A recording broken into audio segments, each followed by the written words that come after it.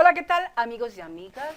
Muy buenos días en esta hermosa mañana del día 8 de junio del año 2023. Como siempre, aquí en esta locución y conducción de este video, acompañándole Sia Kianju con el libro El caso Klein. Vamos a entrar a leer el capítulo 16, titulado Cruce de Caminos. El libro, ya sabemos, fue escrito por la autora, escritora colombiana Olga Bejar. Vamos a empezar en la página 167. Bien, entonces comencemos. Reviso las sentencias de la justicia sobre el caso de Yair Klein y no percibo una labor entregada, consagrada del abogado de oficio. Sé que Klein nunca pagó por su trabajo. Tampoco hubo una conversación que le permitiera a Flavio Amador Cortés Delgado conocer las interioridades de lo decidido y actuado por Klein. Fue un trabajo a ciegas el de este abogado humilde y sensible. Tampoco habrá sido fácil asumir un proceso en el que estaba de peor medio de imagen de Colombia, la infiltración y financiación del narcotráfico y las acciones posteriores de los aventajados estudiantes que bañaron de sangre al país. ¿Cómo saber si Klein había sido contratado por los campesinos minifundistas y de mediano orden del Magdalena Medio? ¿Cómo constatar si el israelí ignoraba o no que hubo dineros de Rodríguez Gacha y de Pablo Escobar, del esmeraldero Víctor Carranza y de varios criminales de gran calado en todo este asunto? Al otro lado del mundo, Klein no entiende, hasta ahora, porque no tuvo una verdadera defensa durante el proceso y reclama con vehemencia. Vivo en la misma casa desde 1988. Este apartamento lo hice comprar en una subasta mientras yo estaba en Colombia y desde entonces es mi domicilio. Todo el mundo lo sabe. La policía israelí, hasta el Mossad, nos dice: Klein en la cocina mientras en la cafetera turca hierve el agua que permitirá drenar la exquisita bebida. Sin azúcar, como siempre. Sin azúcar, gracias. Según Klein, no hubo un solo conducto regular que se siguiera para intentar una notificación por parte de la justicia colombiana, ni a través de la Embajada de Colombia en Tel Aviv, ni mediante la valija diplomática que pudo haber traído desde la delegación de Israel en Bogotá. Se gestionó un sencillo oficio que le indicara que había una causa abierta en su contra. Me juzgaron sin darme la oportunidad de nombrar a un abogado, incluso sin la opción de comparecer para dar mis explicaciones. Me enteré por internet de la condena, se violaron todos mis derechos. Mientras escribo esto, veo por televisión una y otra vez el cadáver del derrocado líder libio Muammar el Gaddafi. Ahora se discute si se violó o no su derecho a la vida. Es que el mundo entero hay unos derechos consagrados por la jurisprudencia internacional. Así como ahora se plantea el derecho a la vida de Gaddafi, Klein invocó durante nuestro encuentro en Israel otro de esos derechos, el de defenderse y dar explicaciones, el de estar allí, aunque al final fuera vencido en juicio. Por eso está convencido de que otra hubiera sido su suerte de haber podido presentarse ante quienes lo estaban procesando. Porque aunque sus abogados han dicho y redicho que su vida en Colombia no está garantizada, Klein asegura que el gobierno, cualquiera en su momento, hubiera hecho todo lo posible para garantizar que a él no le pasará nada en un centro de reclusión colombiano. Aunque, de nuevo, duda, sirve el café humeante en 2 vasos de vidrio. Los jóvenes no toman café, ya lo sé. Dice mirando sonriente a Carolina y a nuestro traductor, pero pronto desaparecen sus dientes blancos por la mueca de disgusto al pensar en voz alta. Lo sé, tengo enemigos poderosos en Colombia.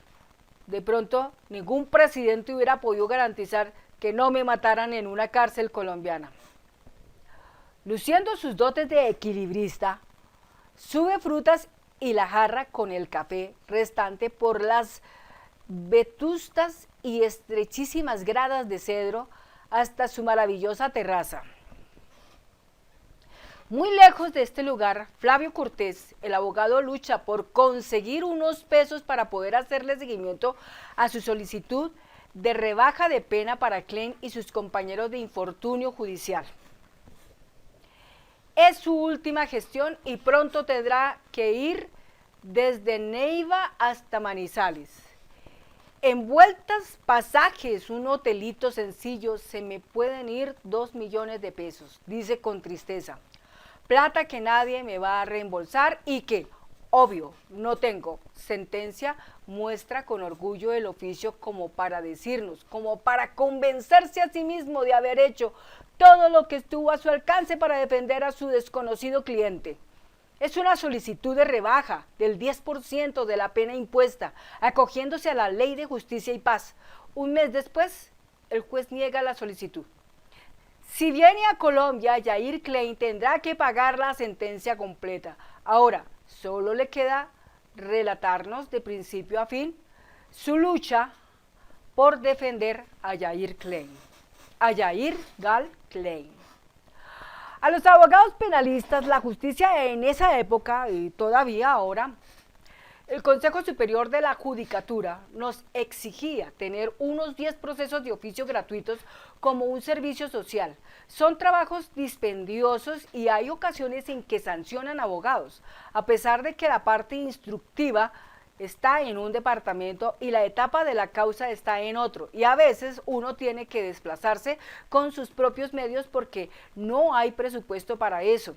Algunos funcionarios aceptan que uno renuncie, otros no.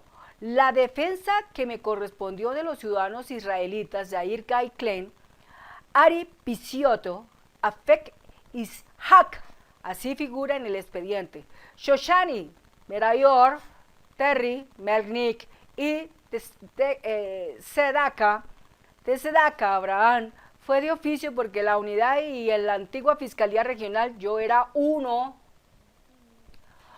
de los abogados más antiguos para esa época. Yo no le vi ningún tipo de malicia, sino una defensa como cualquiera. Además de que los hechos estaban ya trasnochados. Pues dije, vamos a trabajarle y hay que trabajar con más ahínco y ser más acucioso que cuando es un defensor de confianza. Y por tratarse de un hecho de amplio conocimiento nacional, pues asumí con toda entereza y presenté los alegatos correspondientes con base en que las pruebas que existían dentro del plenario favorecían a estos ciudadanos, porque apuntaban a que los hechos habían sucedido en el 87. Entonces, de una vez dije, yo no puedo hacer más gravosa la situación. Además, yo no tenía ni los medios económicos ni los contactos para ampliar un sistema probatorio. Pero por lo que estaba en el expediente, el tipo penal no se configuraba porque para la época la vigencia del estatuto antiterrorista no existía. Yo me la jugué, me dije, vamos a aceptar el caudal probatorio en relación con las entrevistas y los videos que presentó el Noticiero Nacional. Yo presenté los alegatos, se le hizo un estudio completo y le resolvieron su situación jurídica el 27 de mayo de 1997, donde se demostraba el tipo penal de artículo 7 del decreto 180 del 88, que en el estatuto que guarda consonancia con el derecho 2266 del 91, denominándose concierto para delinquir,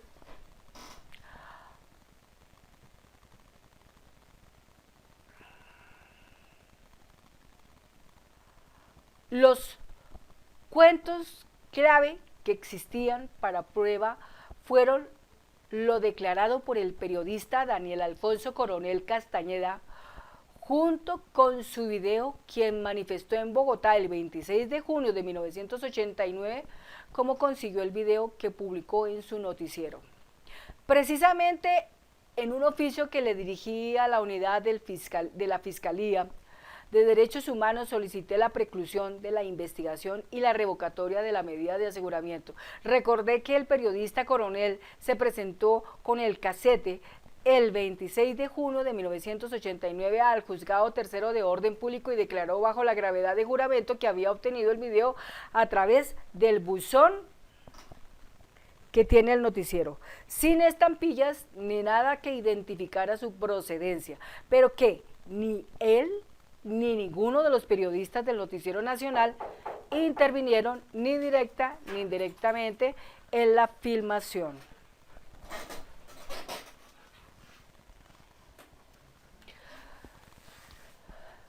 Entonces, Cortés Delgado argumentó: el documento sobre el cual se soporta la acusación de la Fiscalía es un documento anónimo, es un documento cuya autenticidad no se encuentra probada dentro del proceso.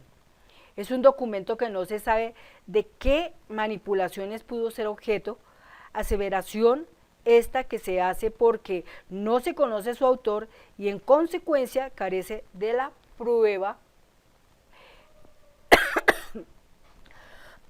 testimonial que le diera eficacia probatoria.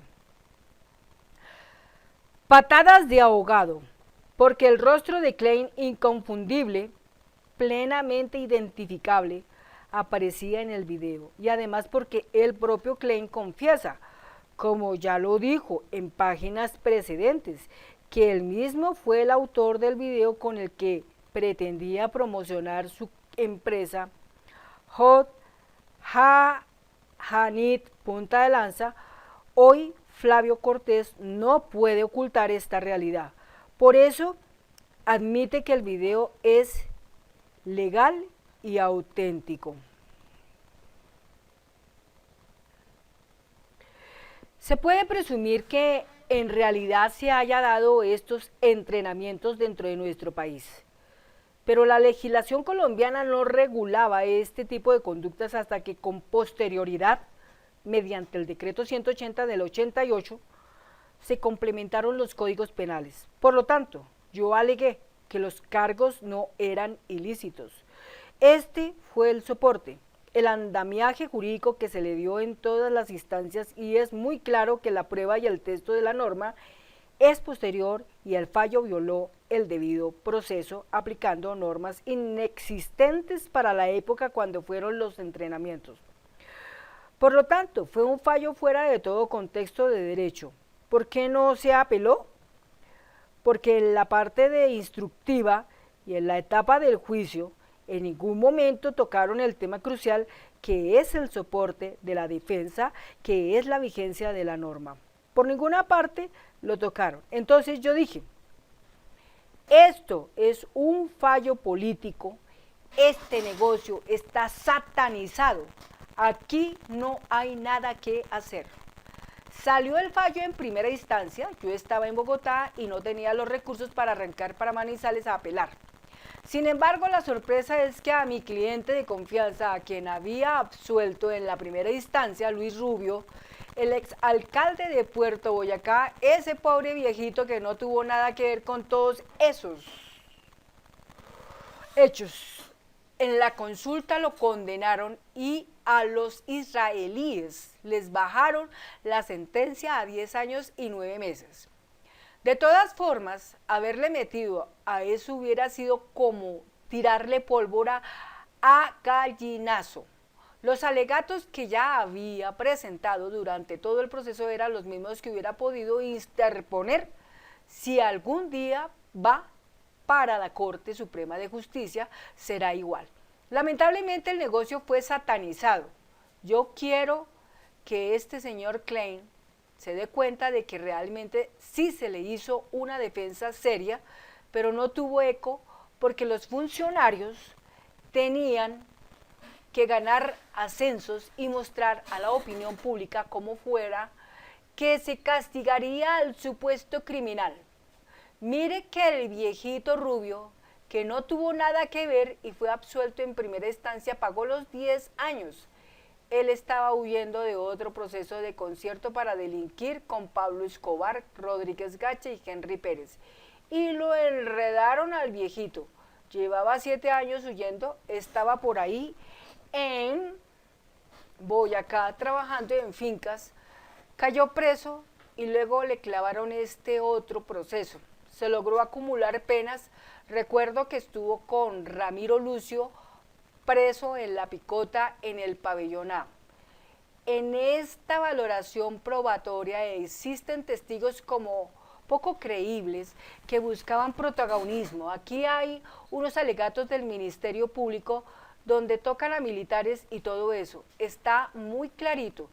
Todos los que lo apoyaron a ellos, a las autodefensas allá, ahí está muy clarito lo de los comandantes del batallón Barbula, es aterrador. Beto Paneso, Fercho, Platino hacen un recuento. Este Beto dice, yo hice el curso con él, fue comandante mío, no estuve en esa masacre, pero como ustedes le creen a él, yo también lo acepto, pero como les voy a dar detalles si yo no estuve. Pero el más fantasioso es el negro Vladimir. Sí, el mismo que sale en el video promocional de la compañía de Yair Klein. Él confiesa, pero luego se retracta. Por ejemplo, en una indagatoria el negro saca a un mayor, decía que si le arrimaban y le daban algo, si le pagaban por lo que tenía que decirle al fiscal o al juez, luego se echaba para atrás. Flavio Cortés guarda partes del voluminoso expediente como si fuera oro puro. Entresaca una de las comparecencias de Alonso, de Jesús Vaquero, alias Vladimir. Aquí hay una copia de Vaquero donde él se retracta porque él inicialmente había metido a Víctor Carranza como uno de los promotores para la traída de los instructores israelíes. Aquí está la retractación del negro. Él la rindió en Palmira Valle el 8 de mayo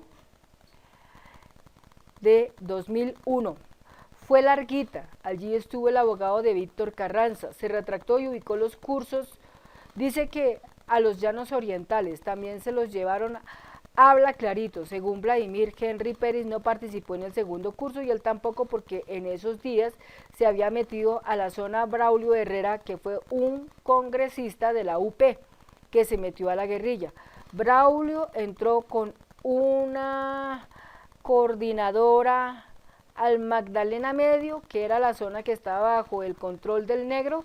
Me explica que entonces Vladimir no pudo participar en el curso, pues debía repeler a las FARC con los paramilitares bajo su mando. Bien, aquí vamos a terminar esta PT01, esta parte 1 de este capítulo 16, el cruce de caminos del libro El caso Klein de Olga Bejar.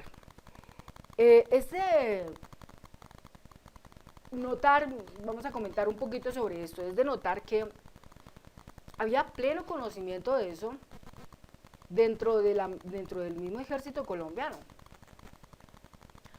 como lo dice en este interesante capítulo. Las cosas que hoy suceden en Colombia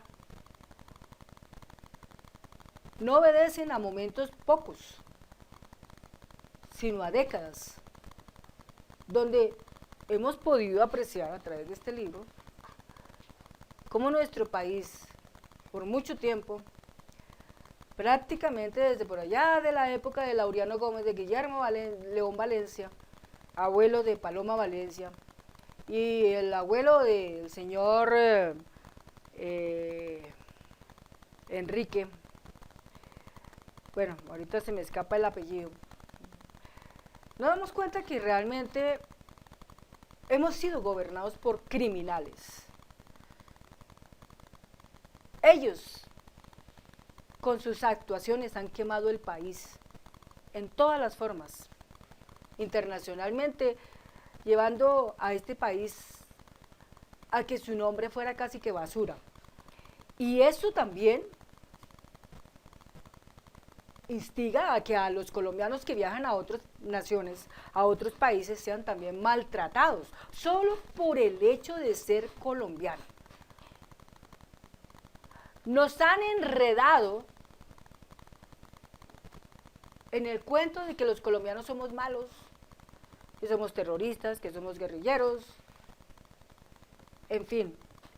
Pero todo es gracias a las malas acciones de esta clase de gente, esta sociedad corrupta, esta sociedad paria que constantemente toma esas actitudes creando eventos de maldad. Porque si bien es cierto, el mundo no se encuentra amenazado por las malas personas, sino por aquellas que crean la maldad, como el caso de esta gente. Lo único que nos resta a nosotros los colombianos es que creamos en lo nuevo que hay en este momento, creamos en el cambio que en este momento existe en nuestro país, creamos en nuestro presidente, que es una persona supremamente inteligente, que nos está enseñando por quiénes debemos luchar y a qué debemos renunciar. Muchas veces nosotros con todos estos términos estamos hablando en una manera pastoral, porque hablar de manera pastoral es como hablar de una reflexión, es como hablar de las parábolas de Jesucristo. En ningún momento con estas cosas a nadie estamos ofendiendo, solamente estamos acusando a una situación en la cual tenemos que buscar de una u otra manera abrirle los ojos a la realidad a los colombianos. Sobre todo porque a los colombianos muchas veces no les gusta leer, no les gusta acercarse a la biblioteca o coger un libro de estos temas y leerlo, aprender. Solamente están acostumbrados a lo que dice el amigo vecino, a lo que dice un familiar que es corrupto, muchas veces, y con eso ya llenaron completamente su mente y con eso ya se quedaron por completo con todo eso, cuando no es las cosas así. Entonces, amigo, amiga, en esta pequeña reflexión pastoral, simplemente les quiero invitar a ustedes que obedezcamos a nuestro instinto investigativo y llenemos nuestro camino de ese recurso y con tanto cuidado, simplemente conduzcámonos a conseguir, a buscar la verdad de todo lo que pasa en nuestro país. Porque hoy en día la gente, desde el grado más elemental, desde un conocimiento muy supremamente pequeño hasta los que tienen máximos conocimientos, todos debemos estar interviniendo en lo que es la política. Tenemos que aprender a mirar que la política no es esa que está en la mano de un tipo corrupto, que solamente defiende sus privilegios, que solamente está buscando saquear el erario público de nuestro país para llenarse las manos con esa riqueza ilícita, con esa riqueza que lo único que hace es desangrar, que lo único que genera es un derramamiento de sangre, pobreza, miseria, tristeza en el ser humano. Entonces, la política hoy, para mí, el concepto de lo que vemos, es cuestión de simplemente apropiarnos, empoderarnos de los programas sociales que tiene nuestro país, aprender a conocerlos, conocer lo que está pasando con la reforma de la salud, conocer todo lo que está pasando con la reforma laboral, conocer todo lo que pasa con la reforma de la justicia, con lo que es la reforma agraria, con la reforma tributaria, con todas estas cosas, porque es que todo eso debe ser parte de nuestro ser como colombiano. No es de apartarnos de ello, no es de olvidarlo, no es de coger y meterlo en un libro y dejarlo ahí hasta que se llene de polvo. No, amigo, amiga, es interesarnos, es empoderarnos un tanto en esto, porque si todos los colombianos ponemos de nuestra parte, seguro que tendremos un mejor país. Y obviamente liberado completamente de esas fuerzas maléficas como son la corrupción, porque la corrupción es simplemente es un satanizado que aparece, que daña, que destruye. Destruye desde lo más pequeño como es una unidad familiar hacia arriba, todo lo destruye. Por esa razón es importante que nosotros nos volvamos un tanto estudiosos de nuestra historia de Colombia. Amémosla, defendámosla. Ayer 7 de junio del año 2023, hacia las 12 del día, en la Plaza de Bolívar, era la multitud impresionante, nunca antes vista. Yo sentí en mi corazón que mucha gente desea el bienestar de nuestro país. Sentí que no somos los pocos que somos pobres y miserables, sino somos muchos, pero que todos nosotros estamos buscando la manera de tener un grado de esperanza, esperanzas en tener un buen empleo, bien remunerado, en poder conocer cómo un país llamado Colombia puede crecer potencialmente en materia de la seguridad alimentaria. Nuestro país es extremadamente rico en recursos naturales, tiene una enorme riqueza en los páramos, tiene una enorme riqueza en sus montañas, tiene una enorme riqueza en sus ríos, tiene una enorme riqueza en sus mares. Y todo campo, baldío o no, hay riqueza por donde sea, hay riqueza. Y por eso mismo es que yo invito a cada uno de ustedes a que luchemos por esa riqueza. Porque a todos esa riqueza nos pertenece. Por el solo hecho de estar pisando un suelo colombiano, es de nuestra pertenencia defender nuestra democracia con toda. Y para defender nuestra democracia no tenemos que empuñar una espada, ni tenemos que empuñar un arma, ni un rifle, ni una bomba.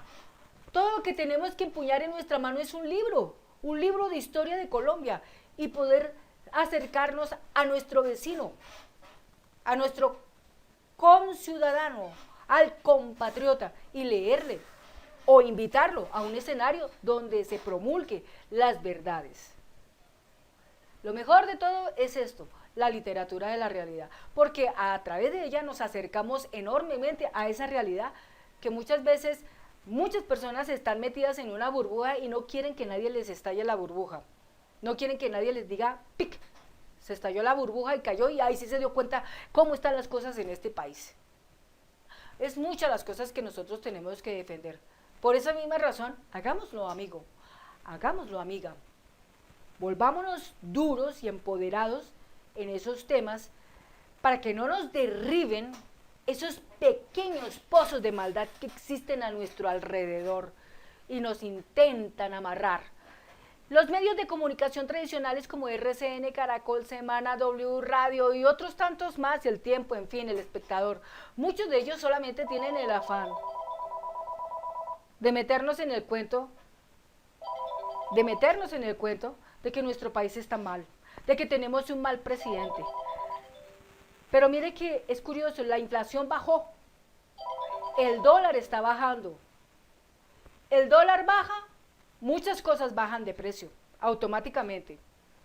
Entonces, lo que estamos observando en este momento es que efectivamente este gobierno, conducido por nuestro gran líder y presidente de Colombia, doctor Gustavo Petro, está funcionando correctamente, está caminando por el camino que debe ser.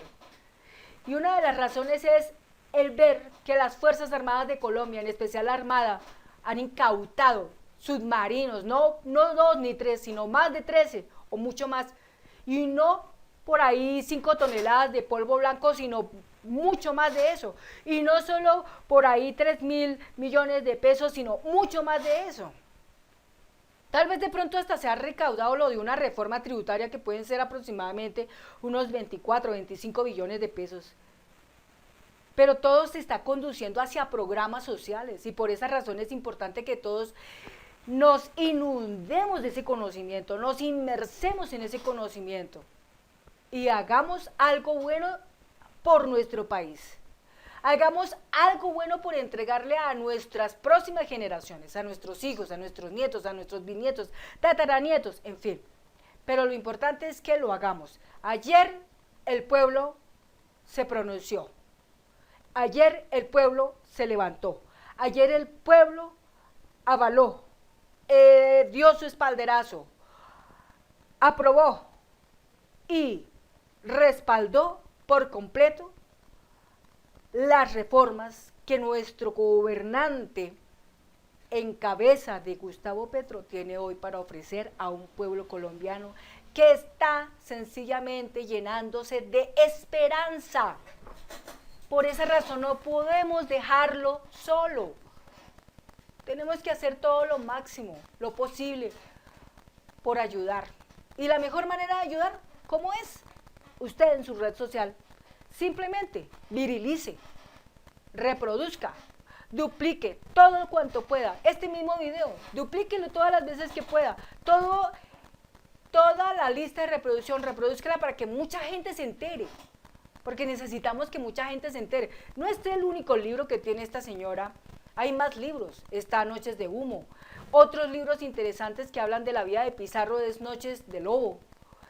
Está los libros de Iván Cepeda, entre ellos Por las sendas del Ubérrimo.